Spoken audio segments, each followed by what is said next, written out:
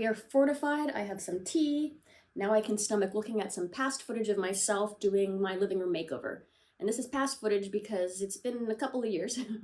I think that's how long it takes me to sort of, figure out where things ought to go. I don't want to buy and rush into purchases just for the sake of it. I want to feel out the space, figure out what fits where. So how did we start? We started with this, blank slate. I have this nice brick wall.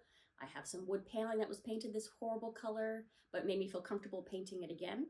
And as you can see, it's a very open space concept, which I'm gonna have to divide up a little bit just to, be able to do multiple things in one space. And then, oh, it also had this skylight. What the fuck? Do you see that? This is a bird. This color, what is it called? It's by Valspar, and it is called Sand Mountain. Doesn't that sound pleasant? A little sandy mountain.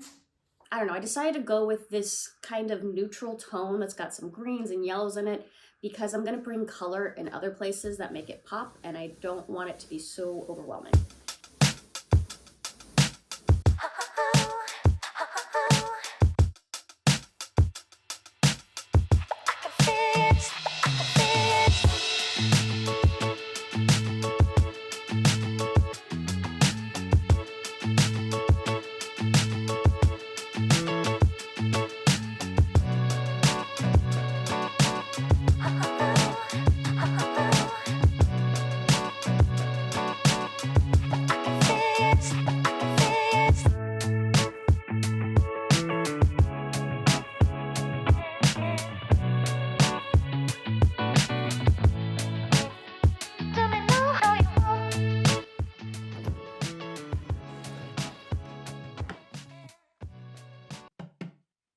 So, as you can see, my collection of oak bookcases is finally complete.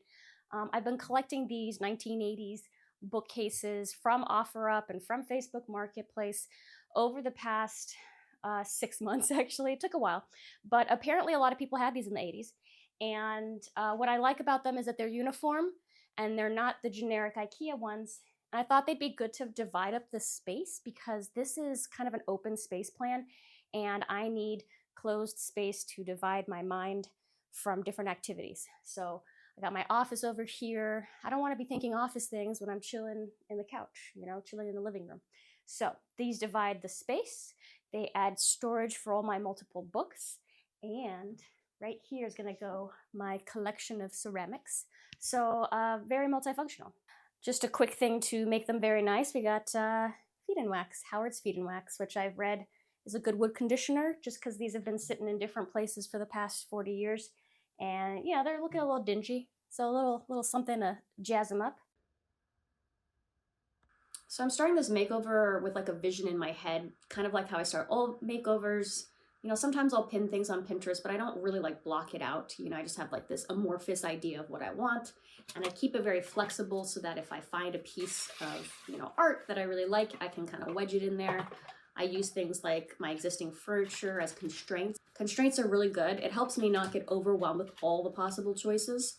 So even things like a budget, very helpful for me so that I don't, go overboard and be like, whoa, all the possibilities, ah. Oh my God, just to plug in a lamp.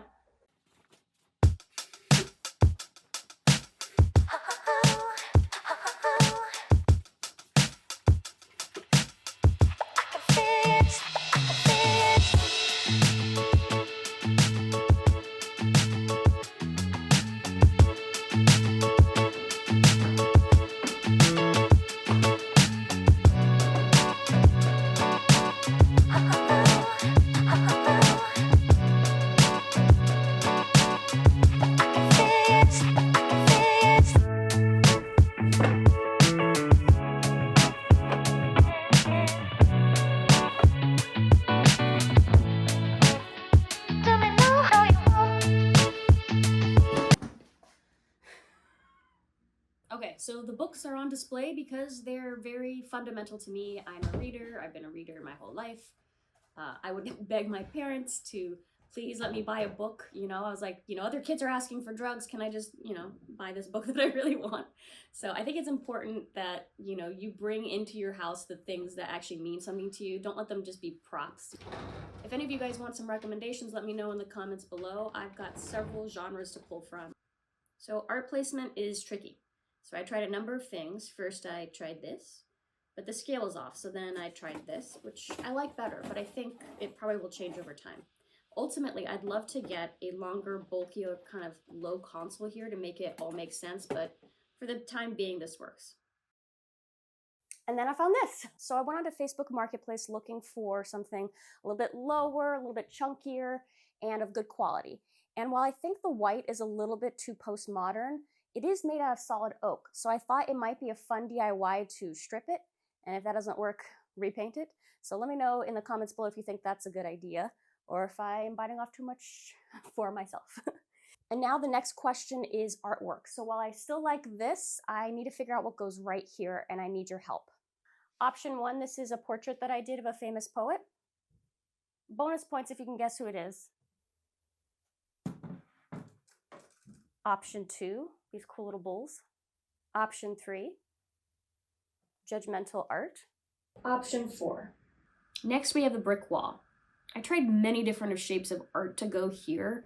I feel like in the end, after using some painter's tape to get a feel for the space, a square was the best shape, but a piece of art this size is kind of a large investment and I don't want to make it hastily, so I decided to make a DIY placeholder for about $30. I took a basic canvas drop cloth and some 1x2s and came up with whatever this is. If you know me, I've painted many rooms, sometimes many times, and trying to figure out what the right paint color is such a trial and error that I end up buying a lot of paint samples. I don't want those to go to waste, so I keep them all right here, and then I use them for art like this. So I use latex paint to paint large pieces of art. It comes in handy. For some last touches, I decided to visit the fabric store for some cool pillows. So, like this fabric, see like this, and then I thought this could be a cool backing to it, and then we would have this blue as the piping. So a little pop of color just to make it fun and reversible. So I'm gonna send it to my mother because she always wants fun projects to do and I don't want to do this. Say hi. Hi. Who's this? Who's this? Who am I saying hi to? I don't know, people maybe on YouTube. And my mom totally delivered. I love having things that my parents make for me in the space, like these pillows or even this Ikebana vase that my dad turned on the lathe.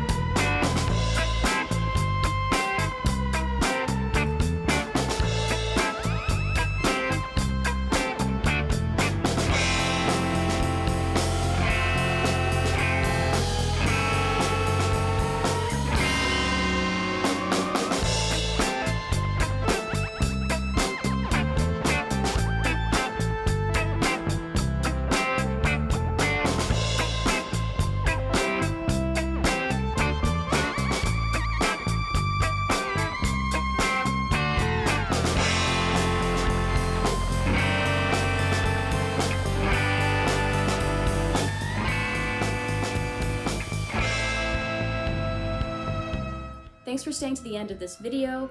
I actually finally made my 1,000 subscribers, so maybe this hobby to some degree at least could fund itself a little bit, which means more consistent videos I can make. I've got a bathroom video coming up with a lot of different iterations in there. I can show you all the mistakes I made before I landed on my final design.